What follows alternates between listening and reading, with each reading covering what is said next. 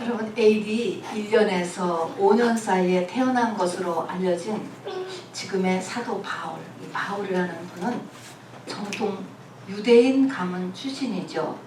그리고 당대 최고의 학문을 마치셨습니다.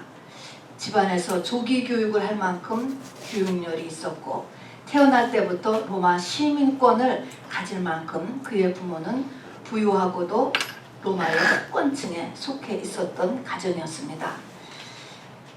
바울이 자기를 표현할 때 율법으로는 흠이 없는 자다 이렇게 표현한 것을 보면 그는 자기가 율법을 어겼었다고 생각해 본 적이 없었던 분이었던 것 같아요. 또 그런 자기 자신에 대해 엄청난 긍지가 있었던 사람으로 보입니다. 그도 그럴 것이 중대한 범죄를 저지른 적도 없고 또 그 나이에 맞는 사회적인 성공적인 위치를 갖고 있었기 때문입니다. 당시 로마는 다신교 국가였는데 바울은 여호와 하나님의 신앙이 아주 투철한 사람이었습니다. 그는 그 당시에 예수라고 하는 사람을 추종하는 무리들을 향하여서 이것은 여호와 하나님에 대한 이단 집단이다 이렇게 생각하여 판단하였습니다. 그래서 그 예수를 믿는다고 하는 스데반이 순교를 당할 때도 돌로 스데반을 쳐 죽이는 일에 동조하였었습니다. 그리고 후에 오늘 읽은 대로 크리스찬들을, 예수 따르는 그룹들을 예루살렘으로 잡아오려고 로마의 공문서까지 받아가지고 말을 달려 다메섹 거리를 달리고 있었습니다. 그 다메섹 거리에서 그의 인생을 뒤흔든 사건이 생겼습니다. 이 체험이 얼마나 충격적이었던지 바울께서는 3번이나 사도행전에만 이 사건을 기록하고 있습니다. 오늘 주보의 박스에도 있지만 이렇게 시작됩니다. 사울이, 그거는 바울의 전 이름이죠. 사울이 길을 가다가 다메섹에 가까이 이르더니 호련히 어디로부터? 하늘로부터 무엇이? 빛이, 하늘로부터 빛이 그를 둘러 비추는지라. 바울은 땅에서 떨어져 꼬꾸라졌습니다. 주위의 사람들은 언뜻 빛은 보았지만 음성은 오직 바울에게만 들렸습니다. 그 이후로 어쨌든 지금까지 마치 동으로 뛰던 사람이 서로 뛰러 간 것처럼 바울의 인생이 달라졌고 그 이후에 하나님께서는 이 바울을 통하여서 신약성경의 거의 반을 기록하게 하셨습니다. 자, 오늘 이 사건이 되는 호련히 하늘로부터 빛이 그를 둘러 비추는지라. 이 하늘로부터 빛, 그런데 이 빛이 도대체 무슨 빛일까요? 이 빛이 무슨 빛일까? 그 다음에 무슨 일이 일어난 것일까? 여기서 빛이 비쳤다 그랬는데 무슨 일이 일어났냐고 여기서 생각해 보시기를 바랍니다. 우선 이 빛이 어디를 타겟해서 비춰졌을까? 우리가 하다못해 엑스레이를 찍어도요, 가슴 엑스레이, 발 엑스레이, 그 타겟팅 하는 데가 있잖아요. 이 빛이 어디를 타겟팅해서 비춰졌을까? 한번 생각해 보시기 바랍니다. 이 일은 바울의 위에서 일어났을까? 간에서 일어났을까? 뇌에서 일어났을까? 이 바울에게 일어난 이 일이 어디서 일어난 일일 것 같아요? 답. 어디서 일어난 일일 것 같아요? 우선 이 빛은 무슨 빛이죠? 태양빛은 아닙니다, 여러분. 태양빛은 아니라는 거 알아두시고요. 그 다음에 이 빛이 어디에 비춰졌는가? 바울의 영에 비춰진 것입니다, 여러분. 영에 비춰진 거예요. 이 빛은 하늘로부터의 빛이 그의 영에 비춰졌습니다. 자, 우선 바울의 영에 비춰지고 하늘로부터 빛, 이런 모든 것들이 오감의 세계를 넘어서는 이야기입니다, 여러분. 이렇듯이 우리가 믿는 기독교는 신비한 내용들을 같이 있다는 것을 잊어버리시면 안 돼. 이 신비를 빼버리고 나면 아무것도 안 남습니다, 여러분. 시작부터가 이렇게 됐는데요. 이 빛이 바울의 영에 비춰져서 이제 일이 시작된 거예요. 일은 항상 영에서 일어나요, 여러분. 축복도 영에서 시작되고 병도 영에서 시작됩니다. 여러분. 모든 것이 영에서 시작되는 것입니다. 오늘은 이 하늘로부터의 빛, 요 빛에 관한 말씀을 같이 나누기를 원합니다. 저와 여러분이 이 빛을 받았을까 안 받았을까 한번 생각해 보세요. 받았을 것 같아요? 안 받았을 것 같아요? 받았지요. 다 받았습니다.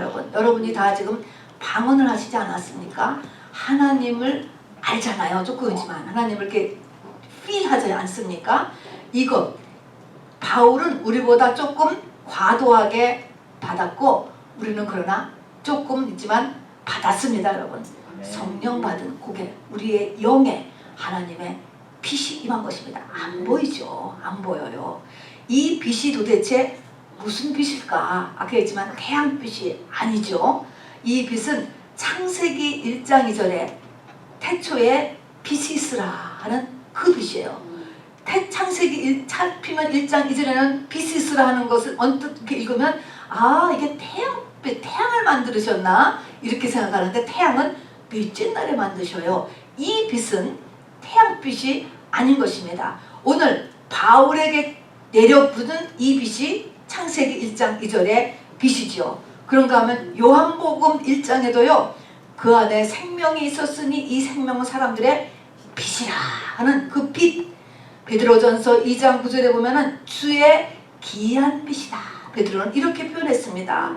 또 예수님의 얼굴에 있는 빛이 있다고 했습니다. 예수님의 얼굴에 있는 그 빛은 우리에게 하나님의 영광을 알게 한다. 이렇게 얘기했습니다. 어려운 말씀이죠. 또 말라기서에 나오는 치료의 광선, 광채, 빛 같은 것입니다. 치료를 일으키는 것입니다. 여러분. 무슨 병이든지 간에 이게 또 그 빛이 같은 빛입니다. 요한계시록 22장에 보면 새 예루살렘 성의 조명이 뭔지 아세요? 이 빛이에요. 여러분. 새 예루살렘 성에는 해와 달이 비춤이 필요 없고 하나님이 비추심으로 인하여서 새 예루살렘 성이 이렇게 볼 수 있게 되는 것입니다. 그러니까 이 빛은 새 예루살렘 성에는 따뜻한 것입니다. 그 빛이에요. 이 빛을 우리가 조금 더 이해하기 위해서 모든 존재의 기본 진리를 써놓고 있는 요한복음 1장을 우리 지난 시간에 읽었으니까 한번 제가 말씀해 볼 테니까 여러분 정리하시기 바랍니다. 요한복음 1장은 이렇게 시작하죠. 태초에 말씀이 계시니라. 그 말씀이 곧 하나님이시라. 이때의 태초는 창세기 1장의 태초가 아니에요. 만든 시작이 아니고 원래부터 그냥 존재하는 거예요. 모든 것에 뭐가 존재했어요? 하나님하고 말씀만 존재했었어요. 하나님하고 말씀. 시작이 아니란 말입니다. 그래서 여기서 말씀과 하나님이 같구나라는 걸 알 수 있습니다. 근데 요한복음에 보면 그 안에 말씀과 하나님이 계신데 그 안을 보니까 그 안에 보니까 뭐가 있냐면 빛이 있고 그 빛은 생명이고 이 생명은 또 예수님이다. 이렇게 얘기했어요. 자, 그래서 이것이 5가지가 같은 것이에요. 빛, 생명, 예수님, 하나님, 말씀 이게 다 같은 것이에요. 그럼 아까 바울을 하늘에서 빛이 비췄다. 그럼 이 빛이 뭐가 비춘 것입니까? 하나님이에요. 이 빛은 하나님이에요. 또 이 빛은 뭐예요? 이 빛은 생명이에요. 영이 살아나게 하는 거죠. 또 이 빛은 예수죠. 그래서 우리가 이 빛을 받아서 보이지 않는 이 빛을 받아 영이 깨어났다. 잉태되었다. 예수의 씨로 인하여서 우리의 속사람이 생겨났다. 이런 표현을 쓰잖아. 생명을 준다 하는 것입니다. 자, 그래서 이 빛, 생명, 예수, 하나님, 말씀 이것이 같은 것이다 라고 하는 것을 아시기 바랍니다. 저를 따라해 보세요. 빛, 생명, 예수, 하나님, 말씀. 여러분 이것이 같은 거예요. 다 하나님이에요. 다 하나님이십니다. 내 죽은 영을 살리는 생명이고 모든 것을 일으키시는 전능하신 하나님이십니다. 여러분.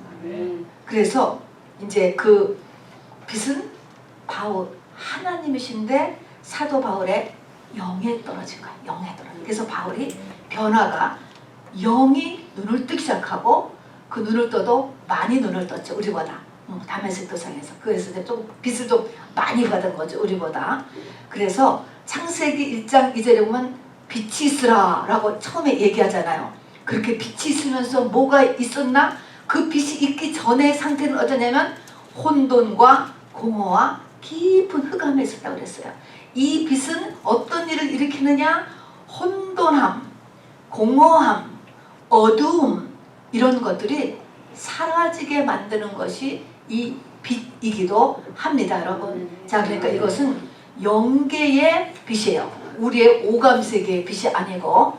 자, 이 빛이 도대체 이 하늘로부터 온 바울이 받은, 우리가 성령 받았다라고 하는 그 빛을 설명하기 위해서 하나님께서는 이 땅에 우리가 오감으로 감지될 수 있는 빛, 태양이에요. 태양을 통해서 이 하는 일이 뭔가 하는 것을 가르쳐줬습니다. 태양이 하는 일이 굉장히 많지만 가장 큰 거 두 가지는 뭐냐면, 첫째는 빛은 뭐합니까? 빛이 있어야 보죠. 빛이 하나도 없어요. 뭐 이것도 다 빛이죠. 라이트가 다 없고 깜깜하다가 우리는 아무것도 못 봐. 의자가 있는지 사람이 있는지 뭐 아무것도 못, 문이 있는지 아무것도 몰라요. 갈 길도 모르죠. 빛 하면 첫째는 빛이 있어야 본다라는 것입니다. 두 번째는 빛은요, 이 땅의 모든 씨가 가진 존재들은 빛이 있어야 열매를 맺어요. 씨가 있으면 그 씨가 뭐 싹이 나고 줄기가 나고 잎이 나고 꽃이 피고 해서 결국은 열매를 맺게 되는데, 그거의 필수가 햇빛의 햇빛, 태양인 것입니다. 이 두 가지예요. 이것이 영의 빛에서도 똑같은 것입니다. 맨 처음에 본다. 빛이 있어야, 형광등이든 촛불이든 태양빛은 빛이 있어야 본다. 이 말에서는 모든 영적인 세계는 이 빛이 있어야 보여져요. 보여진다라는 말은 느껴진다라는 것과 같은 것입니다. 내 안에 귀신? 여러분, 이거 빛이 있어야 보여져요. 어느 장소에 있는 귀신? 내가 빛이 있어야, 야, 여기 귀신이 까뜩하구나, 이거 보여져요. 내 안에 빛이 없는 사람은 신나.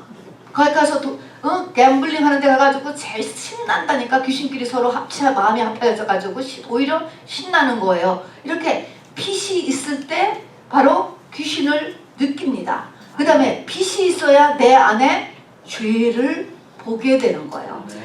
이렇게 빛이 없으면 여기가 더러운지 안 더러운지 모르잖아요. 빛도 조그만 빛일 때는 큰 더러움만 보여요. 그러나 빛이 밝아지면은, 대낮에 보면은 와, 깨끗한 줄 알았더니 굉장히 더러운 게 많잖아요. 빛에 따라서 이 죄가 보여요.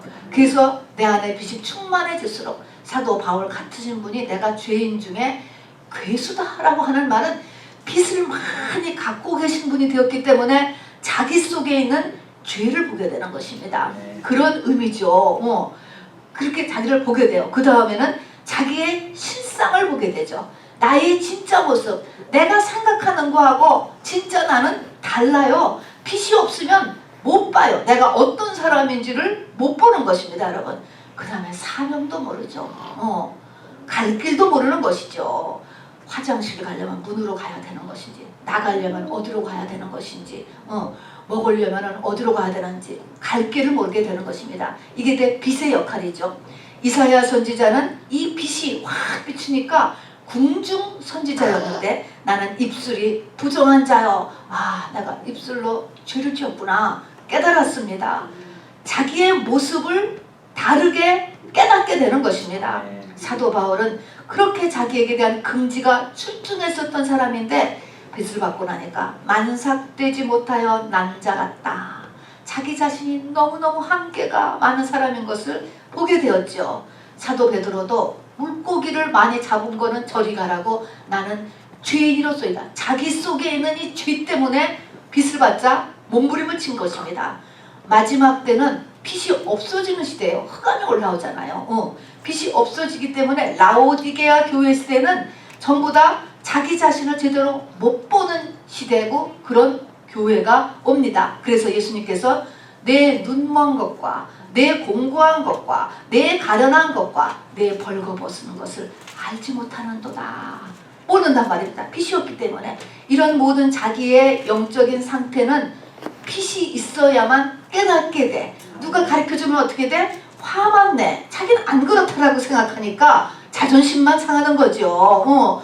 이런 상태가 이제 영의 상태다라는 것을 말씀드립니다. 그 다음에는 열매 맺는 일. 그러면 영의 세계에서 열매 맺는 것은 하나님이 무슨 열매를 맺기를 원하실까요? 이 땅에다가 무슨 씨를 뿌렸죠? 예수 씨를 뿌렸잖아요. 그래서 바로 예수 씨로 잉태된 우리의 속 사람이 빛을 통하여서 영적으로 성장해서 열매라는 것은 시집갈 나이가 되는 게 열매예요. 장성한 자 같은 영인 것입니다. 거기까지 크는 것입니다. 그렇기 때문에 우리가 영적 성장이 어떻게 이루어집니까? 라고 한다면 한 가지를 얘기한다면 뭐 먹고 내 속사람은 자랍니까? 내 속사람은 빛이 곧 또 말씀이에요. 그게 또 생명이에요. 근데 어쨌든 빛을 먹고 가장 중요한 빛을 먹고 자란다. 이렇게 얘기할 수 있습니다. 그러면 하나님께서 이렇게 시간을 만드시고 거기다가 빛을 이렇게 그 하나님을 이렇게 비추신 그 빛을 비춘 그 목적이 무엇일까요? 뭐하러 빛을 이렇게 비추시지? 하나님, 생명, 말씀을 뭐하러 비추시지? 빛의 목적이 무엇일까? 창세기 1장이 바로 그걸 얘기하는 거예요. 빛이 있으라. 근데 창세기 1장에 하나님이 안식하시고 좋았더라 하고 끝난 게 뭐가 된다며 끝났습니까? 여섯째 날에 하나님의 형상을 닮은 사람이 되고 나서 끝난 거예요. 하나님의 형상을 닮은 사람, 이것이 구원의 완성인 것이죠. 내 속사람이 장성한 자가 되게 하는 것, 여러분 이것이 빛의 목적입니다. 자, 그리고 우리가 지난번에도 얘기한 적이 있는데요. 이 구원의 완성, 또 구원의 목적은 어느 한순간에 뚝딱 되는 것이 아닙니다.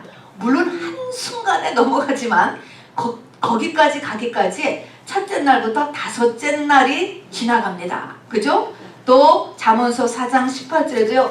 의인에게는 돋는 해와 같다는 거예요. 돋는 해와 같아서 점점 빛나서 원만한 광명에 이르거니와 마치 아침해가 떠오르는 것 같이 한다는 거예요. 다시 말하면 구원의 과정은 점진적이라는 거지. 자라나는 거야. 자라나는 거. 오늘도 우리의 속사람이 빛을 받아서 자라날 수 있게 되기를 바랍니다. 이것이 우리가 이 땅에서 해야 될 가장 중요한 일이에요. 여러분 그렇습니다. 부족하지만 제가 여러분에게 건강 문제라든가 시사 문제라든가 재정 문제라든가 뭐 자녀 문제 이런 것들을 이야기하면 여러분이 듣기도 더 쉽고 또 관심이 더 있을지 모르겠습니다. 여러분. 그런데 여러분 조금 더 지혜로운 사람은 한번 생각해 보시기 바랍니다. 하나님께서 우리 각자를 부르시는 날과 때는 알아요, 여러분? 아무도 모르는 거예요. 아무도 몰라요. 그런데 하나님이 우리를 부르시는 죽음이죠, 결국은. 이 죽음에서는요, 시사나 재정이나 건강이나 자녀나 아무 상관이 없어요. 그리고 그때 가져갈 것은 아무것도 없습니다, 여러분. 아무 상관이 없는 거예요. 무엇을 준비해야 되는가? 교회는 어디에 초점을 맞춰야 되는가? 라고 하는 것을 여러분이 힘들지만 마음을 잡으셔야 되기 때문에 그렇습니다. 그리고 점점 더 이 세상이 바로 전부인 것처럼 사는 그런 영이 몰려오고 있어요. 마지막 때는. 그래서 노아 때 같이 먹고 마시고 시집가고 사고 팔고 그거에 열심히. 나쁠 거 하나도 없죠. 나쁠 거 하나도 없는 거예요. 성실하고 열심이고 아주 건전하다라고 할 수 있죠. 그런데 성경은 그런 것을 잔다라고 해요. 잔다. 자고 있는 거다 하는 것이죠. 여러분 죽음이 끝이 아니에요. 알죠? 디스컨티뉴티가 아니고 컨티뉴예요. 육이 안 보일 뿐이지 사람은 계속되고 연속선상에 있다는 것을 잊지 말으셔야 됩니다. 또 하나 내 속사람이 제대로 잘 크기만 하면 영혼이 잘됨 같이 범사가 잘되고 강건한다. 이게 원리예요. 내 속사람이 하나님이 원하시는 것만큼 잘 성장하고 있으면 그 외의 것을 하나님이 왜 안 주시긴 다 이 땅의 것이다. 하나님의 것이고 하나님의 자녀들의 것인데 말입니다. 된단 말입니다. 순서를 바꾸지 말라 이거예요. 그래서 여러분이 듣기에 어렵고 나한테 지금 금방 어플라이가 안 되는 것 같아도 여러분의 영의 성장에 우리가 집중을 꼭 할 수 있게 되기를 바랍니다. 죽을 때가 확정이 됐어. 이제 내가 떠나는구나 라고 통보를 받았을 때는 그때 준비할 수 있어요, 없어요? 없는 게 문제예요, 여러분. 신랑이 왔다 소리를 들었을 때는요, 그때는 속사람을 키울 수가 없어요. 미니멈이 그냥 있는 거 정리하고 끝나는 것입니다, 여러분. 그래서 우리가 이만할 때 속사람은 준비해놔야 돼요. 이 기름을 가지고 나중에 쓰는 것이에요, 여러분. 그래서 지금 이때에 이제 정신을 차려서 깨어 있게 되기를 바랍니다. 이것이 바로 종말 준비예요, 여러분. 이것이 마지막 때를 준비하는 것입니다. 성경에 보니까요, 우리가 말하는 구원이라고 하는 것이 두 가지로 항상 얘기하고 있어요. 구원. 우리가 구원이잖아요. 베드로는 겨우 얻는 구원이 있고 예수 그리스도의 영원한 나라에 넉넉히 들어가는 구원이 있다 그랬습니다. 겨우 얻는 구원, 넉넉히 들어가는 구원이 있다. 바울은 불 가운데서 얻는 부끄러운 구원이 있고 영광스러운 구원이 있다는 것입니다. 마태복음 22장에는 예복이 있는 사람과 예복이 없는 사람이 있다는 것입니다. 또 청함을 받은 사람이 있는데 택함은 받지 못한 사람이 있다는 것입니다. 이 두 가지 중에서 여러분은 지금, 저와 여러분은 앞에 것은 다 되었어요. 그죠? 겨우 얻는 구원도 여러분 했죠? 불 가운데서는 부끄러운 구원도 여러분, 이거는 다 성령 받았을 때 이걸 얘기하죠. 예복이 지금 준비 중에 있지만 청함은 다 받았죠, 신부로서. 자, 문제는 지금 우리는 뭘 해야 돼요? 뒷부분을 해야 돼요. 뒷부분. 예복을 준비를 해야 되고, 이거는 같은 것입니다. 이게 구원의 완성인 것입니다. 하나님으로부터 택함을 받아야 돼요. 청함을 받았는데 신부로서 택함을 패스해서, 시험을 패스, 택함을 받아야 되고, 그리고 겨우 얻는 구원이 아니고 영광스러운 구원. 이것은 구원 자체가 영광이다 그런 의미가 아니에요. 구원이 영광스러운 구원이 있고 부끄러운 구원, 겨우 들어가는 구원이 있다는 것입니다. 이 영광스러운 구원을 향하여서 우리가 다름박질해야 됩니다. 아멘입니까? 자, 그러면 여기서 영광이라고 하는 단어가 나왔기 때문에요, 우리가 빛과 관련해서 반드시 알아야 되는 단어가 영광이라고 하는 단어예요. 우리 교회를 다니면 영광이라고 하는 단어를 많이 써요. 하나님께 영광되게 살게 하여 주시옵소서. 그런데 영광이 무엇인지를 알 능력이 대부분의 사람들에게 없습니다, 여러분. 영광을 알 수 있는 능력이 없다고요. 영광은 뭐냐면요, 영광은 하나님의 가장 깊은 곳이 하나님의 영광이에요. 이거는 3차원이 아니기 때문에 더 이상 말을 어떻게 표현할까? 그 사람의 가장 깊은 곳. 그러니까 모세가, 우리 아까 읽은 대로 모세의 소원은 뭐냐면 하나님의 영광을 보여주소서. 하나님의 영광을 보는 거야. 그거는 내가 하나님하고 가장 친한 사람이 되고 싶다. 그 사람의 속을 정말 이렇게 줄 수 있는 사람. 요게 하나님의 속이 영광이에요, 여러분. 그러니까 이 영광은 어떻게 되느냐? 내 안에 빛이 가득 차야 영광이 되는 거예요. 구원의 완성에 이른 사람만이 하나님의 영광을 볼 수가 있어요. 깨달을 수가 있어요. 우리가 말로는 알아요. 말로는 영광이라는 단어를 많이 쓰지만 이 영광은 그렇게 깊은 것이, 깊은 것. 근데 이 빛이 가득 찬 사람에게 영광이 일어나요. 자, 그래서 고린도후서 4장 6절에도 사도 바울께서 그런 말을 하셨죠. 어두운 데에 빛이 비추라 말씀하셨던 그 하나님께서 예수 그리스도의 얼굴에 있는 하나님의 영광을 아는 빛을 우리 마음에 비추셨느니라. 얼마나 어려운지요. 어두운 데서 빛이 비추라셨던 이 하나님은 창세기 1장 2절을 얘기하는 것입니다. 혼돈과 공허와 깊은 흑암 속에서 빛이 비추라셨던 그 하나님이, 이제는 그 빛이 비추었던 그 하나님이 예수 그리스도의 얼굴에 빛이 가득한데 그 빛은 하나님의 영광을 아는 빛이라는 것입니다. 이 빛이 우리에게 하나님의 영광으로 들어가게 하는 이게 그 에너지가 되는 거예요. 그러니까 빛이 나에게 가득 차야 하나님의 영광을 우리가 알 수가 있어요. 이렇게 놀라운 게 영광에 이르러야 됩니다. 자, 그러면은 이래서 이 빛이 하는 역할을 태양과 상관하여서 두 가지를 잊지 마시기 바랍니다. 보게 한다, 열매 맺게 한다.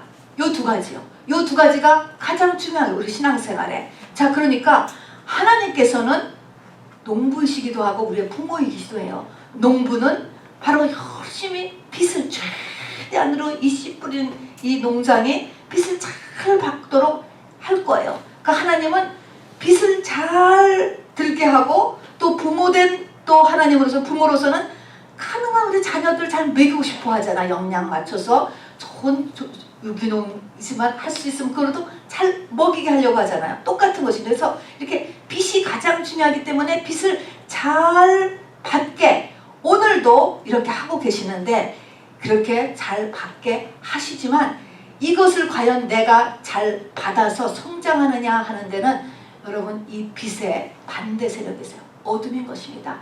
이 세상은 빛과 어둠의 엄청난 전쟁이 있다는 것을 잊지 말아야 돼요. 그래서 이것을 알고 내 의지가 이 전쟁에서 이기는 쪽으로 의지를 우리가 써주셔야만 합니다. 네. 자, 왜 그러냐? 고린도후서 4장 4절에 보니까요. 세상 신이 믿지 아니하는 자들의 마음을 혼미케 하여 그리스도의 영광의 복음의 광채가 비추지 못하게 한다 그랬습니다. 뭐가 묻히냐면 세상이 내가 빛 받는 것을 막는다라는 것입니다. 여러분, 이때는 영예라고 안 하고 바울께서는 마음의 영광의 복음의 광채가 비치는 것을 못하게 한다는 거예요. 세상인데 세상에는 여러분 좋은 것들도 많지. 여러분이 생각하는 거 이런 모든 것들인데 모든 것들이 세상이 우리를 막아요. 빛이 오는 것을 막는데 성경은 세상을 세상 신이 그랬습니다. 여러분, 이 세상의 뒤를 붙잡고 있는 거는 영이라고 하는 사실을 잊어버리면 안 됩니다. 이 세상을 붙잡고 있는 이 영은 바로 우리의 이 빛을 막는다. 은근히 내가 교회 가는 거를 막고, 은근히 내 영이 영적인 복음을 받는 것을 막고, 은근히 싫어하고 막아요. 그렇게 막는다는 사실인 것이고요. 그 다음에는 열심히 빛을 비추는데도 여러분 태양빛이 저기에 지금 비춰오는데 이 태양빛이 여기 안 들어오게 못 들어오는 뭘 하면 못 들어올까? 저렇게 쉐이드를 치든지 커튼을 치든지 틴트를 하든지 하면 빛이 안 들어오죠? 그게 뭘까요? 영어로 죄죠. 죄입니다. 내 영에 죄가 끼어 있으면 자범죄, 조상죄, 죄가 끼어 있으면 하나님이 빛을 비춰도 저게 쉐이드예요. 쉐이드. 안 들어오는 것입니다. 여러분. 성경은요. 바울이 다메섹 도상에서 이렇게 빛을 확 받고 난 다음에 눈에서 비늘 같은 것이 떨어졌다. 무슨 비늘? 뱀의 비늘. 우리의 눈에 뭐가 끼어 있냐면 전부 다 뱀의 비늘이 끼어 있고 우리의 얼굴에 전부 다 수건을 쓰고 다닌다는 거예요. 수건이라는 것은 베일을 쓰고 다닌다는 거예요. 신부가 베일을 이렇게 쓰면 이렇게 눈을 이렇게 가려서 이것을 온 사물을 제대로 못 보는 거죠. 신랑이 얼굴도 못 보고 뭐가 어떻게 되는지 못 보는 거예요. 영으로 보면 우리가 전부 다 베일 수건을 쓰고 살고 눈에는 뱀의 비늘이 있다는 것입니다. 여러분, 이 모든 것이 다 그리스도 안에 들어가야 수건이 벗겨지고 눈에 비늘이 이렇게 벗겨지게 이렇게 되는 것이죠. 이런 상태. 모슬렘 여자들만 이거 뭐 쓰고 다니는 게 아니고 영으로 보니까 우리도 다 뭐 이렇게 쓰고 다니는구나. 저는 그런 생각이 이렇게 들었습니다. 우리의 상태가 그래요. 그래서 그것이 뭐냐? 죄인 거예요. 죄로 인해서 바로 빛이 들어오는 것을 차단하고 있다라는 것입니다. 그 다음에 우리의 원죄요. 나의 겉사람이죠. 나라고 하는 존재는 사람은 빛보다 어둠을 더 좋아해요.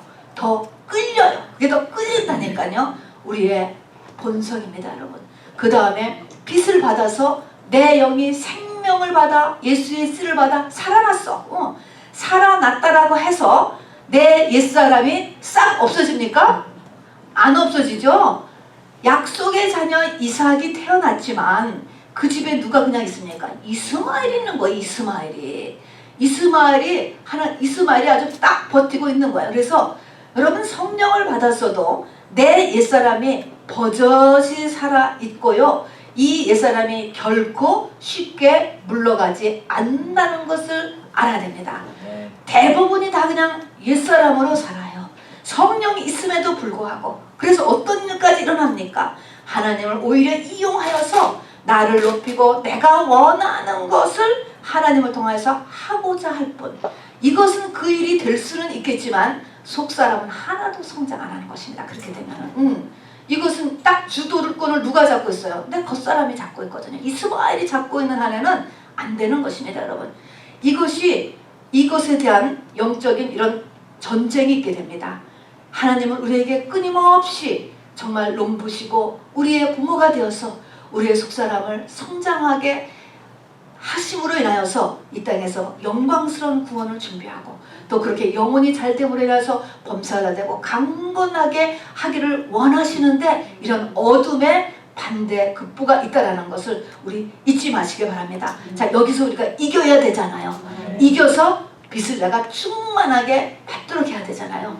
그러면 여기에서 이 빚을 잘 받아서 얼굴에 그냥 광채가 너무 나가지고 하나님의 빛이 막 너무 나서 사람들이 볼 수가 없었어. 또는 너무 봤어요. 너무 보기 때문에 자기를 너무 주목할까봐 얼굴을 가려서 사람들 앞에. 그런 분이 있어. 누구죠? 모세입니다, 여러분. 그 모세가 어떻게 그렇게 하나님의 빛을 그냥 왕창 받을 수 있었는가? 이것을 우리가 끝으로 같이 살펴보려고 하는 것입니다. 예수님도 그 얼굴에 그 빛이 가득했고 신성이 드러났을 때 말입니다. 보통 때는 안 그렇죠. 모세가 이렇게 빛이 가득했어요. 자, 그런데 이 빛이 이때가 언제냐면은 모세가요, 두 번째 십계명 돌판을 받은 후에요, 여러분. 자, 그래서 이때 이렇게 얼굴이 남이 볼 수 없을 만큼 막 이 무서운 경외스러운 막 광채가 났었다고요. 자, 그러면 이때 이제 여기 보니까 7가지의 것이 쭉 출애굽기 33장, 34장에 기록이 되어 있어요. 이제 이것을 이제 같이 찾아보는데요. 이 7가지를 성경에 보면 7가지가 참 많아요. 우리 행동 강령 중에 이게 삼손을 보면요, 머리를 7가닥으로 땄다 이런 말씀이 있어요.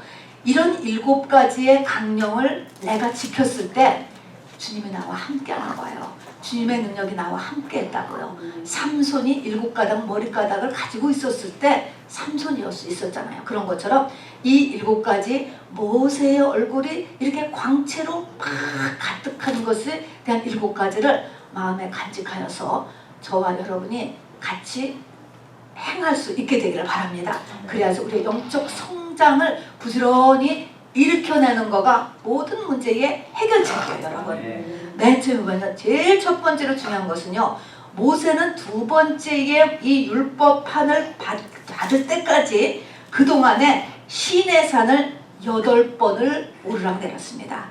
시내산은요, 요즘 선지순례하는 분들의 광고를 보니까 원웨이 4시간 걸린대요. 자, 그러니까 80세 사람이 원웨이 4시간 되는 산을 8번씩이나 올라갔다 왔다 라고 하는 거. 그리고 40일 금식 기도를 3번이나 하셨어요. 이게 뭡니까? 그리고 올라가서는 하나님의 모든 십계명과 율법과 그냥 말씀을 받아온 거거든요. 말씀에 대한 열정이에요, 여러분. 내 백성이 지식이 없어 망하는도다. 여호와를 알라. 힘써 여호와를 알라. 이 하나님의 말씀 속에 파고 들어가는 열정, 또 하나님을 더 알려고 하는 열정이 여러분 좀 더 뜨거워지게 되기를 바라요. 해도 그만, 안 해도 그만. 여러분 이러시면 안 돼. 이 모세가 이 광채를 이렇게 받을 수 있었던 것은 이거 열정이에요. 80 먹은 사람이 거기를 갔다가 8번씩을 그냥 하나님 만나러 올라갔다. 금식해야 되겠다. 또 금식하는 거야. 가야 되겠다. 그러면 운전하고 가는 거야. 걸어서 4시간도 가는데 뭐 가는 거예요. 이런 열정, 여러분. 특히 말씀을 대한 열정이 너무너무 중요해. 잠언서에는 여러분들이 금을 얻는 것처럼 말씀을 좀 얻으라 그랬어요. 돈 버는 것만큼만이라도 여러분이 하나님을 정말 그렇게 열심을 낸다면 여러분의 돈이 저절로 여러분에게 오게 될 거예요. 이 순서를 말하는 것입니다. 그래서 열심을 내야 되는 것입니다. 두 번째는요, 이제 첫 번째 올라갔다 보니까 백성들이 밑에서 금송아지를 만들고 있었잖아요. 그래서 돌판도 깨버리고, 그리고 모세가 하나님이 아주 진노하셔서 이 백성들 이스라엘 백성 전부 멸종을 시키겠다는 거예요. 그걸 하나님 앞에 모세가 나가서 나를 생명책에서 이름을 지워버릴지라도 우리 민족을 살려주옵소서 하면서 간절히 중보 기도를 합니다. 나를 지옥에 떨어뜨릴 지얼정, 이 말은 하나님 나를 죽여서라도 내가 대신 죽겠나이다 보다도 더 심한 말이에요. 여러분, 누군가의 일을 기도할 때 내가 그냥 대신 진짜로 죽을게요, 그 사람을 살려, 이렇게 말할 수 있나요? 여러분, 이거는 자기 친자식 아니면 여러분 못할 거야 아마도. 그런 마음은 뭐냐면 그 마음이 한없이 가난하고 애통하는 마음이 된다는 것이에요. 마음을 낮추려고 한대요. 마음이 높아지면 절대로 하나님의 빛이 임하지 못해요. 교만은 패망의 선봉인 것입니다, 여러분. 그래서 우리가 항상 심령이 가난한 자가 되려고 마음을 비우려는 노력을 항상 하시기 바랍니다. 죽는다라고 생각한 거예요. 지옥 갈 수도 있다라고는 바울이 그렇게 마음을 낮췄다라고 하는 사실인 것이죠. 그 다음에 이제 하나님께서 모세가 그렇게 기도하니까 내가 나를 죽여서라도 저를 지옥에 보내서라도 할 수 있으면 우리 민족은 좀 살려주세요 라고 마음을 그렇게 낮추면서 하나님께 간구하니까 들어주셨어요. 그렇게 한다면 또 하나님이 그러나 이 백성들하고 나는 같이 안 가겠다 그랬거든요. 그러니까 모세가 아닙니다. 하나님이 안 가시면 안 됩니다 하고 또 붙잡고 들어졌어요. 이것은 뭡니까? 하나님과 동행하겠다는 그 자세. 하나님을 기쁘시게 하겠다. 하나님이 있으셔야 되겠다. 아니 하나님 있어도 그만 없어도 그만 이런 게 아니고요. 하나님이 기뻐하시지 않는다면 나는 하지 않겠다. 이 하나님의 뜻을 간절히 구하는 마음. 하나님이 이거를 굉장히 기뻐하시는 것 같아요. 나 하나님 없으면 못 살아요. 막 이런 거요. 이것을 하나님이 그것도 들어주셨어요. 이게 이제 이 세 번째 이 자세인 것입니다. 그래서 이 하나님을 붙잡고 늘어진다고 할까요? 예수님께서도 하나님 아버지 왜 나를 버리셨나이까? 그래 놓고서는 또 아버지여 내 영혼을 부탁하나이다. 당신을 버렸는데 또 가서 또 끌어안는 것. 이만큼 우리가 하나님을 가까이 하려고 여러분 마음을 쓰시길 바랍니다. 그 다음에는요, 모세의 놀라운 소원인 거예요. 저는 이것 때문에 정말 입이 딱 벌어지는 것 같아요. 모세의 인생의 소원이 뭐냐면 하나님의 영광을 보는 거예요. 여러분, 하나님의 영광을 보게 해달라는 거야. 나 하나님하고 정말 제일 친한 사람 되고 싶어요. 이렇게 말하는 거하고 똑같은 거예요. 하나님의 영광을 보게 해달라.